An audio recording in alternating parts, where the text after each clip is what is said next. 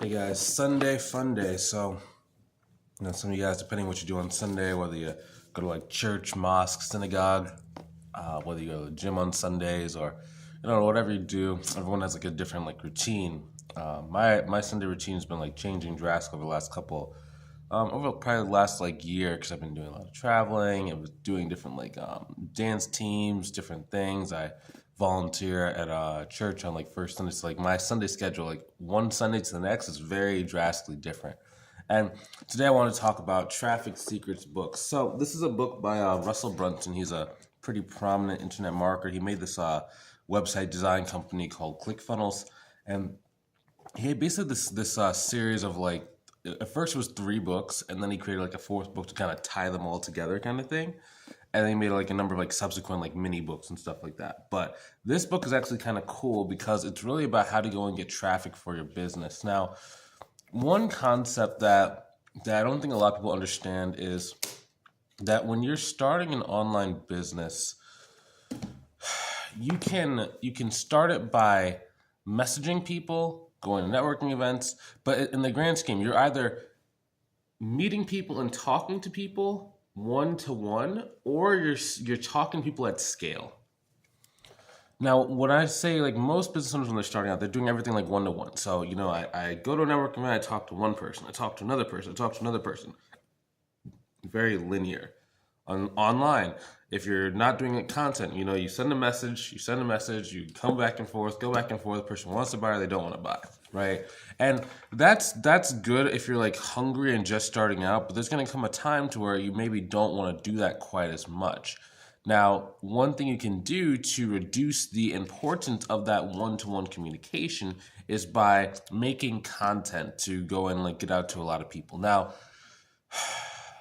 there's 3 main types of content online, right? There's written, that's like you writing like a blog post or an article on like Facebook.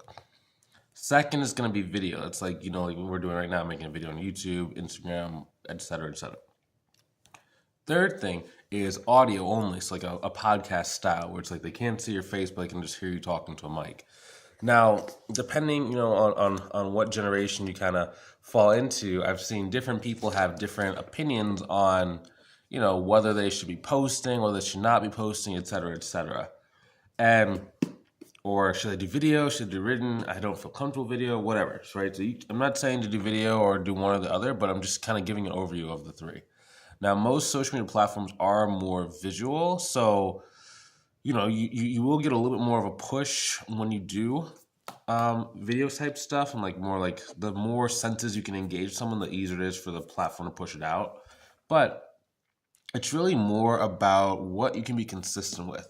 There's a principle that in all of his books he talks about. It's like if you could do one piece of content every single day for a year, you would never have to worry about money again. And like the first couple times I read that, I was like, I'm running like 2 businesses, man. I ain't got time to do like content every single day. Cause like back then when I was doing written content, like I would be doing this like 1,200 to 3,000 word like articles, and like it would take me like an hour, 2 hours to make. I had to like edit it, make sure it's good, post in a bunch of different places, and man, it just took so long. I'm like, I can't do that every single day, right? So what I started remembering was when I first started like my coaching program, I did this course. I did this course on like personal branding because like I was doing well in my accounting firm, and I was like, well, I kind of want to get internet famous. Don't ask me why I want to get internet famous. I just did, right? And I was like, okay, so let me invest in this personal brand program, and it was probably about like I think $4,000 at the time, so that wasn't like the most expensive. I think the most expensive course I ever done was about 25K. 25K at the time. But yeah, so it's $4,000 program, and the first thing the dude said was, "Hey man, I need you to go make 300 videos." 300, you say? What do you mean by 300? Okay, what are they gonna make the videos on? I don't know. Just come up with some different beliefs that you have and make them in 300 videos. Oh my gosh, that was so challenging. I could make the first, 20, 30, right? didn't take that long. Maybe it took like a week to go do 30. I was using every ounce of spare time I had, like at night to make the videos. And I was like, that's crazy, man. But eventually what happened was like the last like 100 videos were like stupid. Like I'd be like, I would literally because he said like 300 beliefs that you have or about the world or whatever. So I was like, I don't have that many beliefs, man. I don't believe 300 different things, man. I don't know what are we talking about here. So what ended up happening was I Googled this thing. It was like 100 different beliefs. And I literally just would get on camera and be like, I'm Bryce. I believe in this. One sentence, done. 3-minute videos. And I just did 100 of those in a week just so I could be done with it. He never checked the other the end, the last couple videos, the last 100. But I got the 300 done. And it just seems stupid at the time, but when it comes to an online business, that is what it takes to be successful. When I started this YouTube channel that you're watching right now, I looked back at the analytics recently, right? Because I'm always trying to start a second YouTube channel or see if I can diversify my YouTube stuff, just in case sometimes algorithms change and your views tend to go up or down. I haven't had that happen yet because my channel is smaller, but I know for a lot of larger channels that generally can tend to happen. So I'm always trying to diversify, and I could never really get the other channels to grow. There's one other channel I have that could have potential to grow. It's very easy to get views on.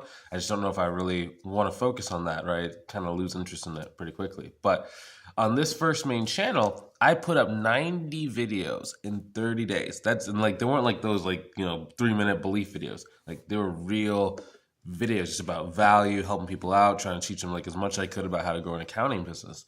And yeah, I didn't even realize I had shot that many. And I was reading this book the other day, the Traffic Secrets book, and I was I was going back through, and he said, if you can just make one video every single day for a year, you never have to worry about money again. And I kind of indirectly did that. I did it on accident because I read the book years ago, but that was just so out of my perspective that I never even thought to do that. There's no way. So long story short, 2022 when I did this YouTube channel, I was doing maybe I don't know, maybe 3-4 videos a week, maybe 5 videos a week, whatever. But I was just shooting up just as many videos as I possibly can, just as much value. It was very sporadic. It was very kind of all over the place, the value I was giving, right? So next year in 2023, what I did was I started doing 3 videos a day, and the YouTube channel grew pretty well because I just knew what I was doing better. But last year in 2024, I published almost 1 video every single day of the work week, so Monday through Friday, and the growth of the channel was amazing. But all that to say is, online, in order for you to really get people to know what you do, see you as a person who can help them out, you have to be releasing some form of content. Now, if you're just getting started, you have 0 connections on LinkedIn, 0 Facebook business owner followers, 0 people on Instagram who are following you that own a business, you have to get that number up higher, right? Because there's no point in making content if you don't have the targeted audience. So what do I mean by that? So usually in social media nowadays, most platforms do not show your content to people who are not following or connected with you. So let's say you have 100 people who are following you on Facebook. If you make a post on Facebook, generally it's only going to be seen by we said 100, probably 5 to 10 of those existing people. Right? You're not going to necessarily go viral by making a post. You can go viral, but it's very unlikely. It's you have to have a lot of shares from those people. So you could ask every single one of them, hey, can you share this post? Hey, can you share this post? Hey, can you share this post? Can you share this post? Right? Okay, you can do that. I'm not saying you can't. But on average, it's going to be 5 to 10 of your original audience, then 5 to 10 of theirs, 5 to 10 of theirs, 5 to 10 of theirs. Right? So if you don't have a business owner inside of your existing audience, if you're making posts, it's very hard to get them to actually see the post. So the first thing you do is you go and build the audience with relevant people. So one way you can do that is by friend requesting people. Let's say on LinkedIn, you understand how to utilize some of the search filters. You go and you get friend requests, you friend request people, and you start having conversations. Same thing on Facebook. Instagram's slightly different. So Facebook and LinkedIn, you would do this kind of methodology, right? Once you get, so there's a couple litmus tests to know, should you start making content? Number one, have you gotten a client from your LinkedIn profile? If you've gotten like 1 to 3 clients, okay, you can start making content. The reason why is because number one, you know that whatever you did to go and get those people on your friends list, you can start picking out who is a qualified business owner to work with you, right? So that means number one, you have them in your audience. If there's one, there's many. So that means there's gonna be more people. So if you make content, you can go and talk to more of those people in a more efficient manner than what you could if you were just messaging them. What do I mean by that? So let's say that I have 3,000 followers, which like in my mind, 3,000 is not a lot. But I know, if you've never ran any kind of marketing, 3,000 people just seems like a lot, right? So I could try to message 3,000 people every single day. That would be so hard. It would take so much time. I would hate life because I message, copy paste, 3,000 people. That's crazy. Versus what I can do, like if I put out a piece of content, I can basically go and out of those 3,000 people, maybe 300 to 500 people will see it every day. And if I post every single day, that's 300 times 360, right? So what is that? That's 9. Oof. Pull out my phone for some mental math real quick. It is Sunday. I told you it's Sunday. My mental math's not working. So 300 times 365. That's 109,000 views. That is a lot of activity without necessarily having a lot of like work or output on my end, right? So it just makes you more efficient at communicating with a larger audience. So once I know that there are business owners inside this audience who are willing to purchase from me, now I can make content. Now it is safe to make content. Up till that point, you would just make content and just basically be wasting your time. I've seen a lot of people where they're like spending like 2 to 3 hours a day making content, which usually is just like cool graphics on social media, which I'm not like making fun of you if you're doing like cool graphics on Canva. But usually if you're going to do like marketing, it's not going to be about it's not going to be a Canva graphic image. You can have a graphic image on top of like the content, like the valuable content that you're sharing, but that can't be the main value point. It's just not deep enough. All right, we're not going to go into depths of content now because this is more about getting people to see it and like when to start doing content. But that's number one. The second thing that you need to know too is that I want to wait at least until I either have 1 to 3 clients from whatever methodology I'm using or I want to have at least 300 to 500 followers, right? Why the 300, 500? We just talked about that first. But why do I want to wait until I have someone who's paid me money is because up until someone's paid you money, you don't know what words you should be saying on a consultation call to get someone to sign up with you. If you've done 10 consultation calls and no one is signing up with you, that means you don't really know what to say to attract a business owner. Now, if that's you, like you should probably get a messenger script a consultation call script. I can give you one of those inside of our program. But if you don't have one, you can just go try to find one or whatever. If you're on YouTube, try and find one maybe. But once you have that down, you know what you need to say in order to get someone to want to work with you.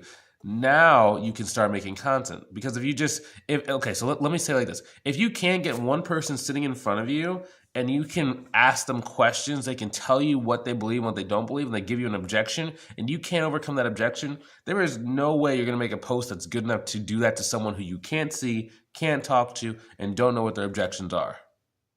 So you have to be able to do it in front of a person, almost like practice. Like your sales consultation call should be practice for your written video audio posts. I know what to say in my videos because I specifically have done 3,000 calls with people that wanted to buy stuff from me, right? Now, once you have that down, now it makes things a lot easier for you to make content, right? So that's about traffic.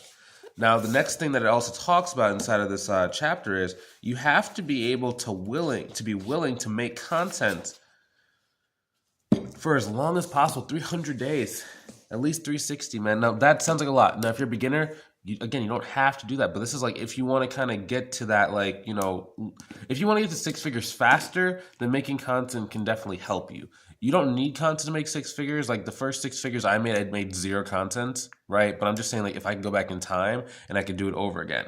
Now, this might sound super, super, super crazy. Like, Bryce, what do you mean? Why would I ever be able to make content like that? It doesn't make any sense. I can't do that much. Okay, again, try 1 video or 1 written post a week. then try 2 after a while, then try 3, then try 4, okay? You have access to ChatGPT, so if you're doing written stuff, it can definitely give you a really big, like, rough draft, and you just, like, go through and edit. You can make a really good piece of content once a week in, like, 20 minutes if you use ChatGPT and you use, like, some of your life experience. But number one, you want to do something that you can do very easily. So if you notice, I do mostly video nowadays, right? I do like 5-6 videos a week. It's because it takes me like 5-10 minutes to do this stuff, or however long the video is, because I can just sit there, I organize my thought for like a second. This video I don't really have organized thoughts. I just kind of knew what I want to talk about, and I literally hit save and I upload to YouTube. I get a title for it. That's it. I can do that every single day. No stress, no worries, right?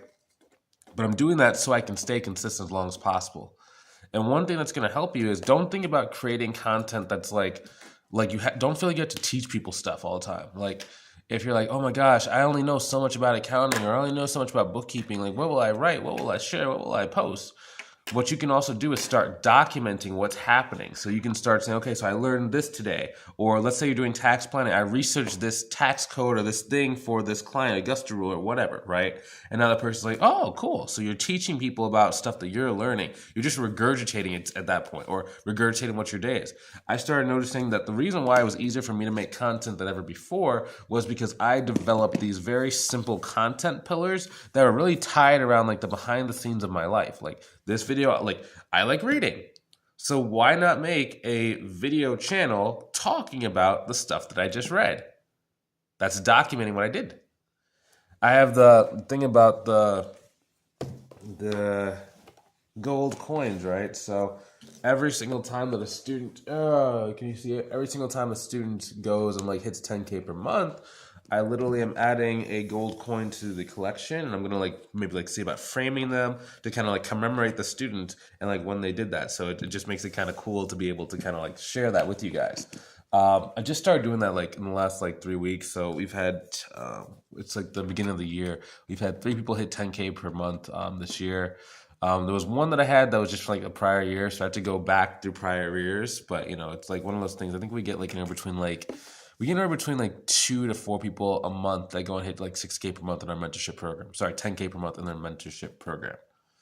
So it's like, you know, I have to buy it. Here's an interesting thing. And like, I thought that, it would be like, okay, do you have enough money to like buy enough coins? But in some of these places, like they don't necessarily have a million coins at a time. So I had to go find a new coin place. Because the one that I went to, I think that they have some, but not like the specification that I like. So I might have to go get new. Long story short, you don't care about that. Okay. But you know, I just kind of like doing something to kind of like show whenever a student is like finding success, because then like it just makes things so much easier. Again, it's documenting their life, right? So every single week, what I've been doing recently, every single week is like any like result that's happened or that's happening, I'll like go on like a stream and I'll just basically say, hey, this is what happened. So I'm documenting what happened inside of our mentorship program, right? And then I'm going to start doing videos like this gold coin was because of this person, and it represents this. This is what their story was. This is what the journey was. And then next week I'll pull out another gold coin. This person represents this. This is story. So it's like documenting. Another thing I started documenting was my vacations. If you're a person that goes on vacation a lot, document your vacations. People want to see that stuff. You know, it just makes things so much more fun, especially for like an unusual life. Or let's say you had to go travel to a client. I had to go travel to an accounting client once. I had to go to Georgia I didn't have to, but I like wanted to go meet the person. It was just a cool friend. Like, you know, we got really close. We were good friends. So I just went to Georgia, visited their company. It was really cool, you know. But I documented that. That was really fun. You know, we were driving through the hills of what part was that? It was Noonan, Georgia. It was kind of cool, a manufacturing company. But, you know, just finding something you can do every single day so that you can like put yourself out there so that business owners see you as more of an equal, or they start looking up to you, right? You don't necessarily need for them to see you as like this like accounting guru, as much so as like they just need to know who you are, right? Because the more someone knows, likes, and trusts you, the more they're going to want to work with you over time. So it's just yeah, so efficient if you can do that long enough. But yeah, that's traffic funnels. That's like one chapter out of the book, but it was just so impactful for me just to kind of be like, man, you know, these are some big books. Well, not big. They have like, you know, they're good size. They're probably like 350 pages. Yeah, 350 pages. So it's like, you know, it's kind of cool. But yeah. It's cool. I kind of like it. It's very, very fun stuff. But yeah, you know, the internet is a very simple place. Once you know how to get and navigate it, and once you know how to grow on the internet, you can make as much money as you want as long as you want. It's very interesting, right? It's really about learning how to create a career on the internet. So if you're just out to get like your first six figures, okay, you don't necessarily need to do this stuff. But if you're really wanting this to be something that you do for 3, 5, 10, 15, 20 years, then having this content on the internet will do wonders for you. And this book, Traffic Secrets, is a really good understanding for that. Okay, so hopefully you learned something new. I will talk to you soon. Have a good rest of your day. Take it easy.